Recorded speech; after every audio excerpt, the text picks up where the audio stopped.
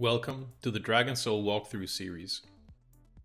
These walkthroughs will give you insight into the Dragon Soul 10-man heroic encounters from a raid leader's perspective. In this video, we're going to take a look at the Morchok fight. During the video, we're going to look at two ways of dealing with the boss, which will either be suited for progressing guilds or for groups who are pushing lower kill times. Let's start off with the walkthrough related to progression for the groups who've yet to down the boss. We go with 2 tanks, 2 healers, and 6 DPS. Going into the fight, our strategy is to split the bosses apart, with 5 players dealing with the mechanics for each respective boss. Once the bosses are split, we're going to cross their paths just at the start so our mage can spread combustion, and then safely keeping the bosses at distance to prevent mechanical overlaps. Good. Remember you're on green here, Tali?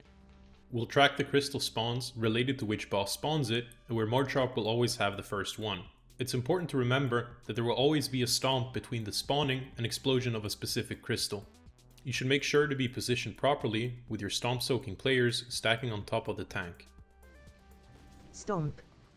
Bloodlust over. I'm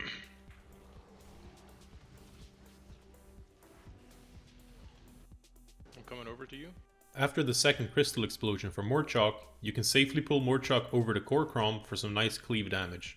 Once they start casting, I would recommend running behind a pillar and find 2 adjacent pillars so you can keep DPSing the bosses at range.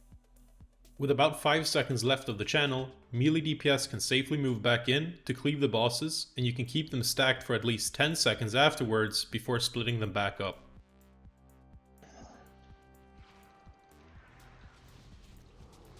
Keep them stacked there.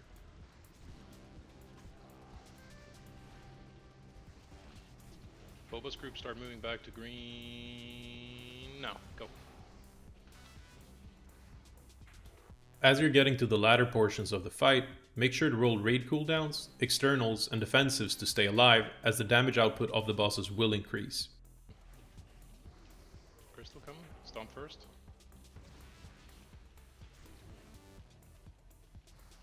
Watch your Stomp. health stones if you need it, guys. Health stones, second potions. Boss is almost dead.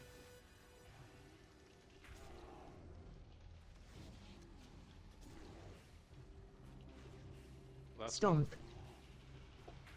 Bulbous group is fine. Get the crystal and we're done. Mix group last stomp here. Keep doing the mechanics, and wrap up the fight before the second Black Blood phase.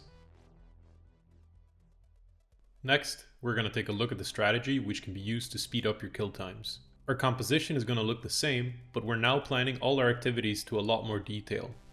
You should note that due to the nature of the boss, the cooldown timers are going to be overruled at certain thresholds of HP, so your DBM timers are going to be very inaccurate during this strategy. Our general strategy is going to be to keep the bosses stacked at all times to maximize our cleave damage throughout the encounter, and carefully planning our cooldowns to survive dangerous mechanical overlaps. We're going to move the boss to the first and third crystals with the tanks and melee DPS soaking them. The ranged DPS are going to move independently for crystals 2 and 4 using movement speed boosts. In general, all other players than ranged DPS will actively distribute the stomp soaking damage amongst themselves. Since the DBM timers are kinda off for this fight, let's take a look at an empirically constructed timeline of the boss mechanics, where we're gonna have 5 stomps and 4 crystals in total. What we're really looking at during the speed kill strategy are the overlaps of mechanics or situations where we're going to have stomp casts in quick succession. It's worth remembering that you get a 10-second debuff from stomp, which is going to increase your physical damage taken by 100% for 10 seconds. But if you were to gain another application of the debuff while you're already affected by it, it's not going to refresh the timer. Instead, it's going to run 2 parallel timers, so we're particularly looking for the overlaps where we're going to have long durations of 2 debuffs after a stomp. Looking at Stomp 1 specifically, we can see that there's more than 10 seconds until the second Stomp, so we can basically neglect the effects of the Stomp 1 entirely from our strategy. Looking at Stomp 2, we can see that the initial damage will be without any damage modifiers, so we can safely take these without blowing any raid CDs. However, the interesting part of this fight begins when we hit Stomp 3. So Stomp 3 is going to happen approximately 6 seconds after the second Stomp, meaning that we were going to have increased damage taken during the initial hit, and our tanks will take quadruple damage from melee hits for about 4 to 5 seconds after the initial stomp damage. The initial damage itself should be mitigated with some raid cooldowns, and we want to roll externals or defensives on the tanks to survive the following melee hits. The fourth stomp is going to be quite a bit safer, since you're going to take the stomp with damage amplification on the initial hit, but the overlap of the debuffs will wear off after 1 to 2 seconds. Shortly after the fourth stomp, you're going to get the fifth and final stomp, which will have both an amplified initial hit as well as a long duration of quadruple tank damage afterwards. So this is going to be an optimal time to use your remaining raid CDs and big defensives or externals on the tanks to keep the raid as stable as possible. Let's go back to the walkthrough and see it in action, explaining as we go.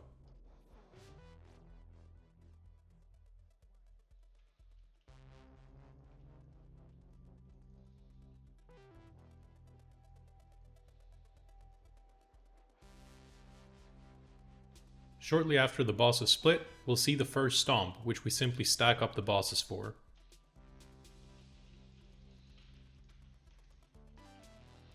Melee moves for first crystal here. We move the bosses to the first crystal spawn and get ready for the second stomp, which will use no cooldowns. Ranged moves for second. Ranged is going to move to the second crystal while we keep the bosses in place for stomp 3. For the third stomp, while under the influence of Bloodlust, we use Frenzied Regen, some tank defensives, and Divine Hymn before moving the bosses to the third crystal. Stomp. Melee moves for second.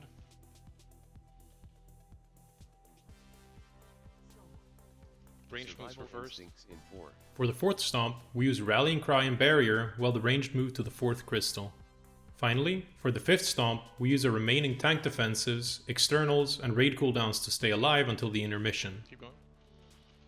Keep going. CR Murho. CR Murho. Good. Quick heals on him. After the transition, we play it safe and hide behind the pillars to stabilize, and run back in after the Black Blood phase to burn the bosses down. At this time, we don't really have anything to worry about, so we just blast the bosses until they're dead. Just heals Bobo, please.